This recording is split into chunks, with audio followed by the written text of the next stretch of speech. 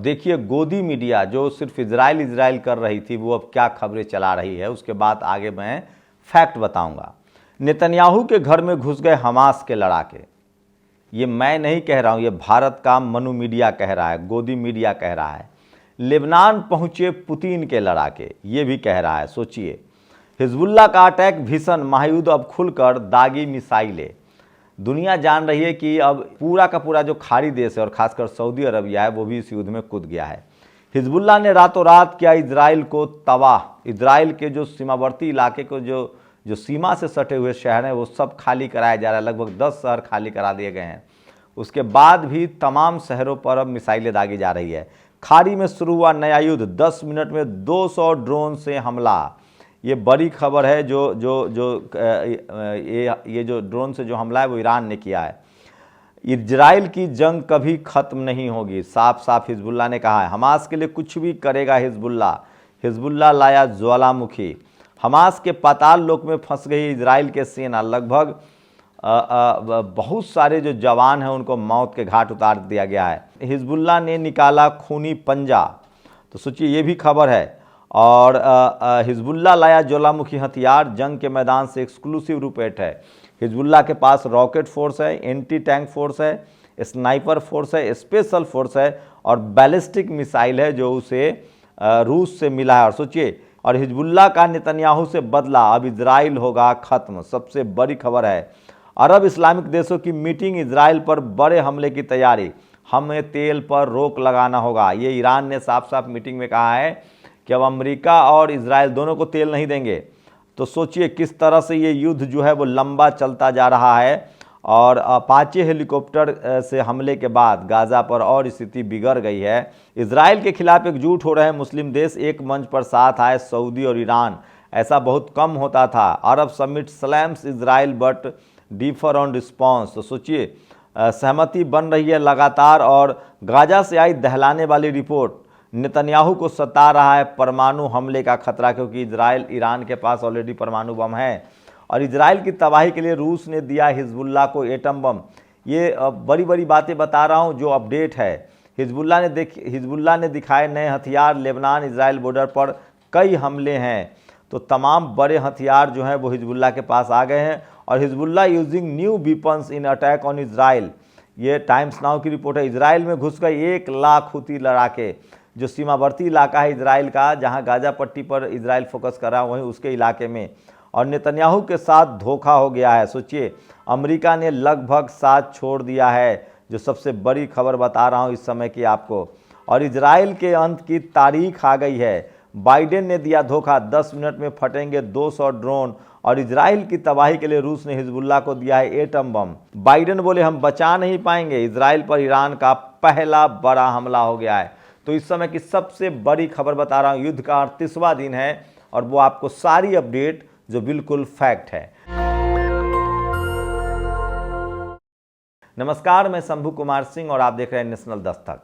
Israel और फिलिस्तीन का युद्ध अब लंबा खिंचता चला जाएगा और इसके लिए अगर कोई जिम्मेदार है तो वो है बेंजामिन नेतन्याहू। दरअसल शुरुआत में ही लगभग 120 देशों ने कहा था कि युद्ध विराम किया जाए। अगर इजराइल शुरुआत में रुक जाता तो मामला दब जाता। उसके बाद इजराइल माना नहीं और धीरे धीरे जिस तरह से महिलाएं, बच्चों की मौत की खबरें आने लगी, अस्पताल को उड़ाए जाने लगे, राहत कैंप उड़ाए जाने लगे, वैसे वैसे दुनिया का गुस्सा बढ़ता चला गया। और अब 11 तारीख को और 12 तारीख को अरब देशों की जो बैठक हुई है उसमें साफ साफ कहा गया है कि इजराइल को ये युद्ध रोकना चाहिए। लेकिन अब तक ये युद्ध रुका नहीं और नतीजा ये है कि अब लेबनान के पास हथियार की अब कोई कमी नहीं और उसने हमला शुरू कर दिया है। इजराइल की भी बर्बादी शुरू हो गई है और उसके जो सीमावर्ती इलाके हैं उन पर हमला शुरू हो गया है। वहीं हूथी के जो लड़ाके हैं, ईरान जो है वो लगातार ड्रोन से हमला कर रहा है, रॉकेट दाग रहा है, हिजबुल्लाह हमला कर रहा है। वहीं ईरान और सऊदी अरब ने मिलकर कहा है कि अब तेल रोकने का वक्त आ गया है। मतलब साफ है कि इजराइल के तेल रोक दिए जाएंगे। इजराइल के पास अपना कोई तेल नहीं है, अमेरिका के पास अपना तेल नहीं है। और सबसे खास बात है कि इन तमाम लड़ाकों को रूस निर्मित, चीन निर्मित, नॉर्थ कोरिया में बना हथियार जो है वो बड़ी संख्या में मिल रहा है। कल तक जो अमेरिका एटम बम हमले की धमकी दे रहा था वो उल्टा पड़ रहा है और अब इजराइल पर ही एटम बम हमले की धमकी मिल रही है। तो सोचिए, ईरान के पास ऑलरेडी एटॉमिक हथियार है, नॉर्थ कोरिया के पास है, चाइना के पास है और रूस के पास है। अगर इसमें से किसी ने एटॉमिक हथियार सप्लाई कर दिए तो बड़ा खतरनाक हो सकता है। लेकिन ये तो बात है कि एटम बम के इस्तेमाल में कोई भी देश आगे पहले नहीं आना चाहता है। वो चाहता है कि पहले दूसरा देश इस्तेमाल करे, मैं फिर करूँगा। अब तक अमेरिका ने ही एटम बम का इस्तेमाल किया है, वो सेकेंड वर्ल्ड वॉर में नागासाकी और हिरोशिमा पर। लेकिन ये युद्ध एटम बम के मुहाने पर फंस गया है। वहीं खाड़ी देशों की बैठक में पहले तो प्रस्ताव पास किया गया कि सीधे युद्ध विराम हो, सीज फायर हो, लोगों को रिहा किया जाए। बेंजामिन नेतन्याहू मानने का नाम नहीं ले रहे हैं, क्योंकि उनकी गर्दन फंसी हुई है। एक तरफ खाई है, एक तरफ गड्ढा है। अगर बेंजामिन नेतन्याहू युद्ध से पीछे हटता है तो उसके अपने देश के लोग जीने नहीं देंगे। और जिस तरह से वो युद्ध में जा रहा है, उसने पूरे इजराइल को आपको बता दें कि जुए पर लगा दिया है और ख़तरे में डाल दिया है। लगभग 80 से 90 लाख आबादी है। फ़िलिस्तीन का जो होना था अब हो चुका है। फ़िलिस्तीन में कुछ भी नहीं बचा है। फ़िलिस्तीन मलबा में तब्दील हो गया है, एक ढेर बन गया है। और गाज़ा पट्टी के लोग जो है वो हमास में अब शामिल हो रहे हैं, वो हुथी में शामिल हो रहे हैं, वो हिजबुल्ला में शामिल हो रहे हैं, वो लड़ाके बन रहे हैं।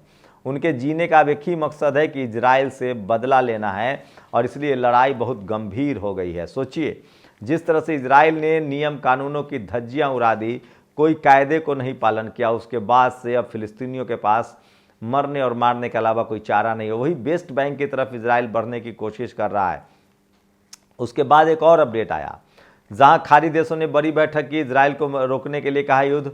वहीं यूनाइटेड नेशन में एक और प्रस्ताव पारित हो गया, जिसके मुताबिक 145 देश चाह रहे हैं कि इजराइल फिलिस्तीन और गजा में एक ईंट का पत्थर नहीं डाल सकता है, उसका अतिक्रमण नहीं कर सकता। और इस बार भारत भी जो है वो पूरी तरह से फिलिस्तीन के साथ है। ये सबसे बड़ा अपडेट है। तो सोचिए किस तरह से 21वीं सदी का युद्ध कितना विनाशक हो सकता है, ये आप कल्पना कर सकते हैं। क्योंकि 21वीं सदी में मिसाइल है, बम है। अब तीर धनुष तलवार और भाले से लड़ाई नहीं होगी कि इंडिविजुअल से लड़ेगा। सोचिए एक एक बम 5-5 हज़ार किलो का बम गिराया जा रहा है। पूरा मान के चलिए, अगर मैं आपको यहाँ के हिसाब से बताऊं तो एक एक डिस्ट्रिक्ट टाउन पर उसका असर होता है। परमाणु बम पर पूरे के पूरा शहर, पूरा का पूरा एक स्टेट साफ हो सकता है। लेकिन जो रॉकेट दागे जा रहे हैं उससे शहरों में आग लगती है। और 5-5 हज़ार किलो के बम जो दागे जा रहे हैं उससे एक एक डिस्ट्रिक्ट के बराबर लोगों को नुकसान होता है। और सोचिए मलबे में तब्दील हो रहा है, रॉकेट दागे जा रहे हैं। लेकिन अब इजराइल पर भी चारों तरफ से हमला हो रहा है। और सवाल है कि इजराइल अपनी रक्षा कब तक करेगा, क्योंकि ईरान के पास आधुनिक हथियार हैं, तुर्की के पास आधुनिक हथियार है, और लगातार कोशिश तो हो रही है। लेकिन सवाल है कि कोशिश बनती हुई नहीं दिख रही है।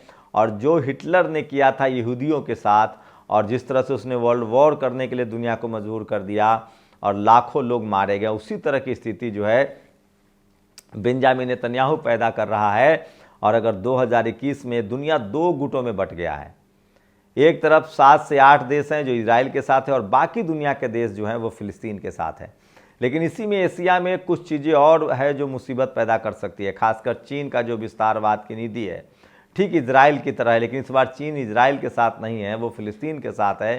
क्योंकि वो खाड़ी देशों के साथ खड़ा होना चाहता है ताकि उसके मार्केट पर कब्जा कर सके।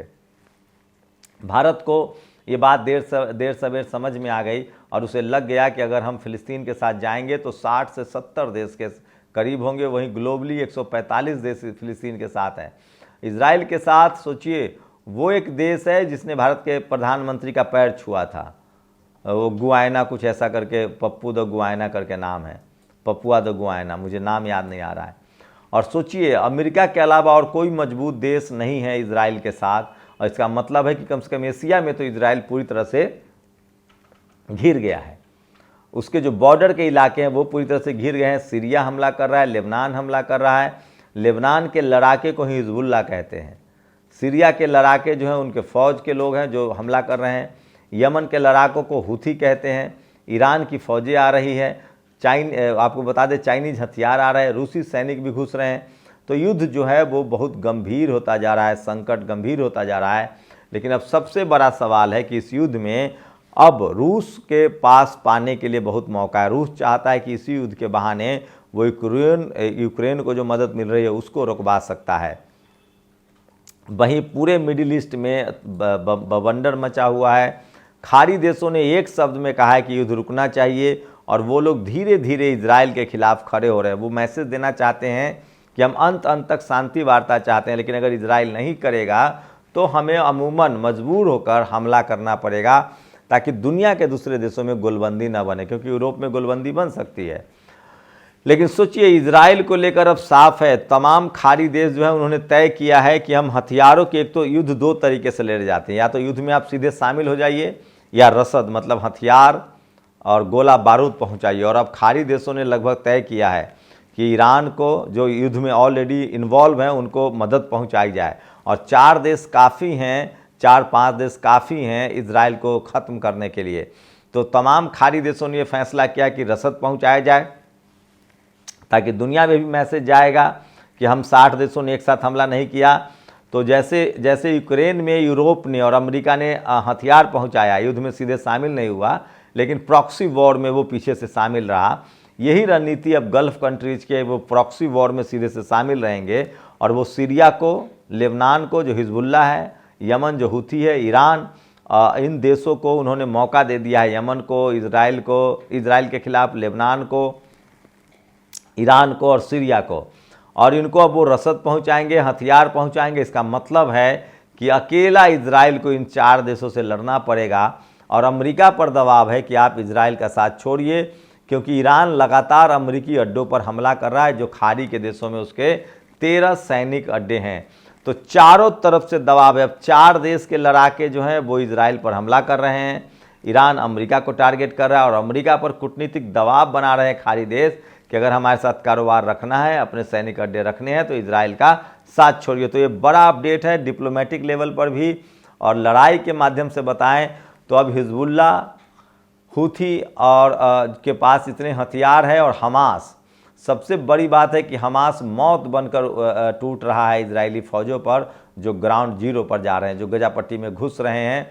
और वहाँ जमावड़ा हो गया है हिजबुल्ला का, वहाँ जमावड़ा हो गया है हूथी का, वहाँ जमावड़ा है हमास का। और ये तीनों संगठन जो है, लड़ाके जो हैं, एक साथ एकजुट हो गए हैं, और बड़े पैमाने पर अब इनको हथियारों की सप्लाई शुरू हो रही है, रूस से, चीन से, नॉर्थ कोरिया से, और ये अब रुकने का नाम नहीं ले रहे हैं। तो सोचिए, लगभग 15 लाख लड़ाके जो हैं वो सीधे सीधे इजराइल से फाइट करने के लिए तैयार हो रहे हैं, हथियार जमा कर रहे हैं, हथियार इकट्ठे कर रहे हैं, और वो ग्राउंड पर वेट कर रहे हैं। बम गिराने से भी उनकी मौत नहीं होगी, क्योंकि उन्होंने बाकायदा टनल बना रखा है, अंडरग्राउंड वो पासेस में रहते हैं, और जैसे इजरायली सैनिक जाते हैं वो उनको निस्तनाबूद कर देते हैं, ख़त्म कर देते हैं, और बाद में कन्फ्यूजन भी पैदा करते हैं। उनका ड्रेस पहन लेते हैं, और उसे खुद बाद में इजरायली गुट समझ नहीं पाता है कि ये लोग कौन हैं, और फिर उसके गुट में घुसकर हमला करते हैं। तो इजराइल फिलिस्तीन के युद्ध का 38वां दिन का ये अपडेट है कि खाड़ी देशों ने लगभग तय कर लिया है कि इस युद्ध में वो इजराइल के खिलाफ हैं, फिलिस्तीन के साथ हैं। और जो रणनीति अमेरिका और यूरोप के देशों ने अपनाई थी कि यूक्रेन को आर्थिक मदद करेंगे, सामरिक मदद करेंगे, हथियारों की मदद करेंगे, सीधे सीधे रूस से उलझेंगे नहीं, वही पॉलिसी खाड़ी देशों ने बनाया है कि जो 5 देश लड़ रहे हैं, खासकर फिलिस्तीन का हमास, हूथी यमन का, और लेबनान का हिजबुल्ला, और उसके बाद ईरान, जो ये लड़ रहे हैं, इनको इतना हथियार मुहैया कराया जाए, इनको इधर से लॉजिस्टिक सपोर्ट किया जाए, ताकि ये लोग इजराइल को नेस्तनाबूद कर दे, खाड़ी देशों का साख भी बन जाए। अगर खाड़ी देश सीधे सीधे युद्ध में इन्वॉल्व होता है तो यूरोपियन यूनियन भी एक साथ आ जाएगा, नाटो भी एक साथ आ सकता है। लेकिन इसीलिए खाड़ी देशों ने तय किया कि जो देश युद्ध में ऑलरेडी इन्वॉल्व है, उन लोगों की पीछे से मदद की जाए। बड़ी स्ट्रेटजी है मुस्लिम कंट्री की, और इजराइल की बर्बादी शुरू हो गई है। उसके सीमावर्ती इलाकों को खाली कराया जा रहा है, उसके बाद भी रिजोर्ट जैसे शहरों पर बमबारी जारी है। तो 38वें दिन की अपडेट है कि 5 देश एक साथ इजराइल पर बमबारी कर रहे हैं। खाड़ी देशों ने तय किया है कि वो पीछे से जो इजराइल के खिलाफ 5 देश लड़ रहा है उसको सप्लाई करेंगे। अमेरिका वाली पॉलिसी अपना रहे, जो पॉलिसी अमेरिका ने यूक्रेन में अपनाई थी, और सबसे ज़्यादा मुश्किल में अब इजराइल फंस गया है। तो सोचिए, फिलिस्तीन तो बर्बाद हो चुका है, अब बारी इजराइल की है। और तमाम सोचिए, ईरान ने कहा है कि तेल रोक देंगे, तेल नहीं देंगे। सऊदी अरबिया सहमत है। सऊदी अरबिया तो युद्ध के मैदान में कूदने का मन भी बना रहा है, उसे लग रहा है कि यही मौका है खाड़ी देशों का लीडर बनने का, और हमें दिखाना है कि हम फिलिस्तीन के साथ खड़े हैं। तो इजराइल और अमेरिका चारों तरफ से घिर गया है। अमेरिका अपने हित की रक्षा करने के लिए इस युद्ध से बाहर निकल जाएगा और बेंजामिन नेतन्याहू ने 80 करोड़ लोगों की ज़िंदगी को दांव पर लगा दिया है सिर्फ इसलिए कि उसकी सत्ता चली जाती। तो बेंजामिन नेतन्याहू न उगलते बन रहा है न निगलते बन रहा है। अगर वो युद्ध खत्म करता है तो उसको इजराइल वाले माफ़ नहीं करेंगे, अगर वो युद्ध जारी रखता है तो उसको ये 5 कंट्री हमला कर रहे हैं। इसका मतलब है कि वो दोनों तरफ से फंस चुका है। लेकिन अब आम इजरायलियों को भी लग रहा है कि बेंजामिन नेतन्याहू ने अपने खिलाफ चल रहे प्रदर्शन से ध्यान हटाने के लिए, अपने खिलाफ एंटी इनकम्बेंसी के लिए और चुनाव सत्ता जीतने के लिए उसने देश को युद्ध में हकेल दिया है। लेकिन रिपोर्ट ये है कि लगातार 5 खाड़ी देश जो हैं, वो मुस्लिम देश जो हैं, वो लगातार हमला कर रहे हैं। तो 38वां दिन का ये अपडेट था। जैसे आगे की प्रतिक्रिया होगी हम आपको फिर बताएंगे। भारत ने अब यूनाइटेड नेशन में फिलिस्तीन का साथ दिया है। शुक्रिया। नेशनल दस्तक की आपसे गुजारिश है कि अगर इसको बचाना चाहते हैं तो नेशनल दस्तक को सब्सक्राइब करने के लिए रेड कलर के सब्सक्राइब बटन को दबाएं, फिर बेल आइकन की घंटी दबाएं। नेशनल दस्तक को बचाने के लिए बहुत जरूरी है कि हर खबर को शेयर करें, लाइक करें, कमेंट जरूर करें।